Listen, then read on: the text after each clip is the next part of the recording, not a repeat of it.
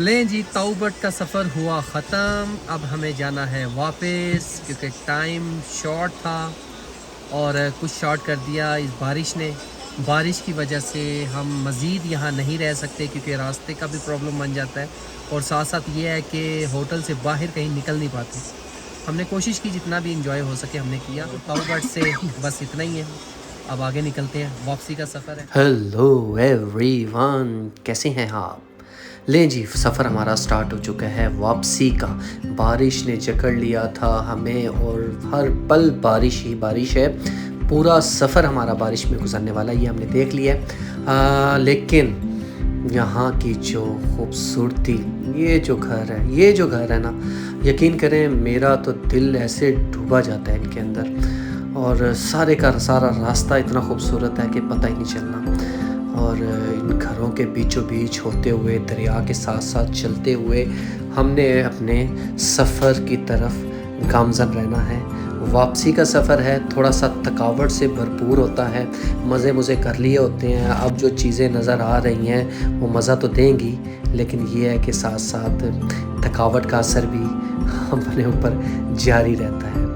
दरिया का साथ साथ बहना, अभी जो सही वाला मंज़र जो मुझे मज़ा आया था वो ये था जब यही गाड़ी दरिया के अंदर से गुज़रेगी तो मुझे बड़ा मज़ा आया था। ये चीज़ है ना, जो ये बड़ी मज़ेदार है दरिया के अंदर से, और ऐसी आवाज़ पैदा होती है, बड़ा मज़ा आता है, बहुत अच्छा लगता है। और बस टाइम थोड़ा था, इसलिए जितने भी मज़े हैं वो शॉर्ट टाइम में लेने थे और हम यहाँ से अब निकल पड़े हैं अपनी वापसी की तरफ।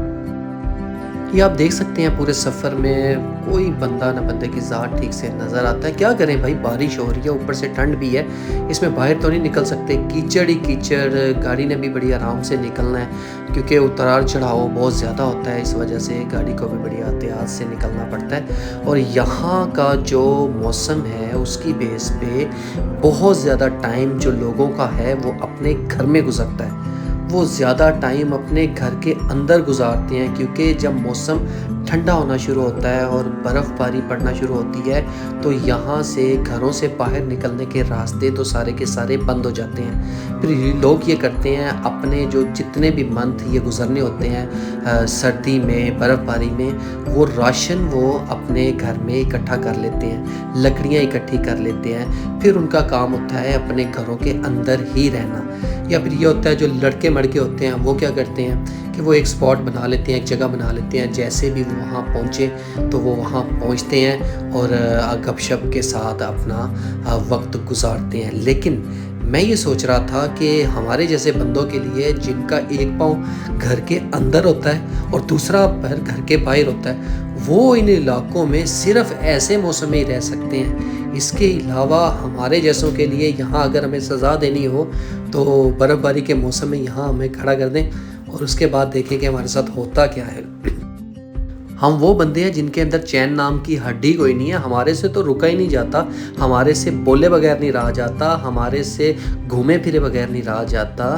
तो ये इनकी हिम्मत है, लेकिन ये आती हैं ये लोग, जो चीज़ें हमारे लिए अनहोनी हैं वो चीज़ें इनके लिए नॉर्मल हैं। लो जी, गाड़ी वाले ने मुझे कहा है कि आप ज़रा आगे जाकर चेक करें अगली गाड़ी जो है वो ठीक से चली गई है या कहीं उसने बैक शेक मारी है, क्योंकि आगे का जो रास्ता है वो सारा इसी तरह का है और फिसलन बहुत ज़्यादा है, स्लिपरी। आजो आजो आजो।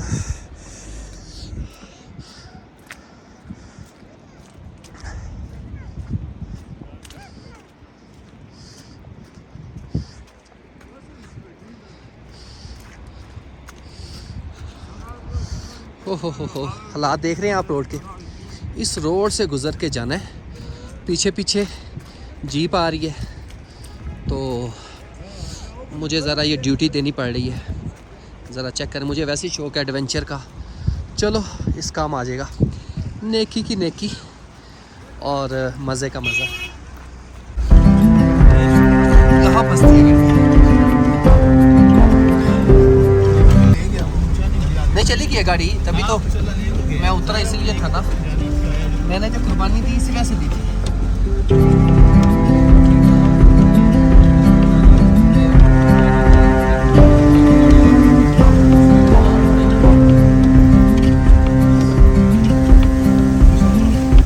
बहुत सारे मनाजिर ऐसे हैं जिन्हें देखने का मौका हमें वापसी पर मिला।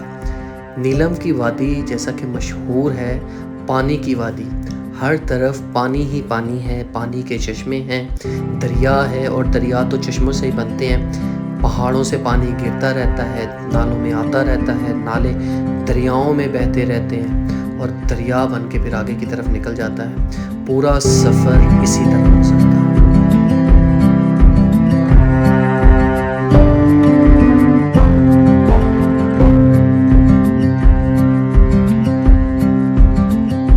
अच्छा, मेरे जैसा बंदा अकेला सफ़र नहीं कर सकता। मैं जब तक मेरे साथ 3-4 दोस्त ना हो मैं अकेले सफ़र नहीं करता। कम अज़ कम भी अगर सफ़र हो तो मैं चाहता हूँ कि कोई एक दोस्त लाजमी साथ हो। फिर मैं देखता हूँ उन ट्रैवल व्लॉगर्स को जो अकेले बाइक पे निकलते हैं और बहुत खूबसूरत व्लॉग भी बनाते हैं और उसके साथ साथ वो ट्रैवल भी करते हैं। मैं हिम्मत देता हूँ उनकी दाद को, सल्यूट है मेरी तरफ से, क्योंकि मेरे बस की बात ये बिल्कुल नहीं है। ले जी, आपको मिलवाते हैं एक जाबाज़ खिलाड़ी से। ये हमारे ड्राइवर साहब हैं और इन्हें हमने एक दो बार तारीफ़ कर दी है कि आपके अंदर खिदमत इंसानी का जज्बा कूट कूट के भरा हुआ है। तो भाई साहब हर गाड़ी को रास्ता देने लग गए हैं और हर गाड़ी वाले को समझाने लग गए हैं कि इंज नहीं जाना तो ओंज नूं जाना है, तो इस तरह करके गाड़ी निकालनी है, क्योंकि अब वो बड़ा ड्राइवर बन चुका है। खिदमत का जज्बा होना बहुत अच्छी बात है, लेकिन आपने देखा होगा बहुत सारे लोग ऐसे भी होते हैं कि जो खिदमत के जज्बे से सरशार अपने काम भूल जाते हैं और दूसरे के काम करने लगते हैं। भाई ऐसा जज्बा नहीं चाहिए।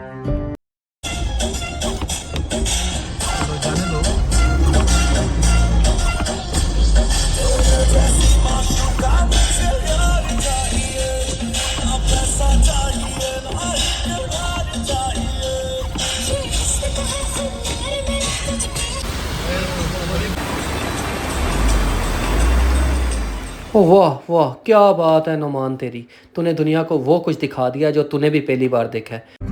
दोस्तों, इस सफ़र की सेकंड लास्ट वीडियो को इसी तरह दरिया के किनारे पर आबशार के साथ क्लोज़ करते हैं। नेक्स्ट व्लॉग जो कि इस सफ़र का आखिरी व्लॉग होगा उसे इंशाल्लाह आपके साथ ज़रूर शेयर करूँगा। मुझे उम्मीद है आपको ये व्लॉग अच्छा लगा होगा, ज़रूर बताइएगा। नेक्स्ट व्लॉग में मुलाकात होगी इंशाल्लाह। अल्लाह हाफिज़।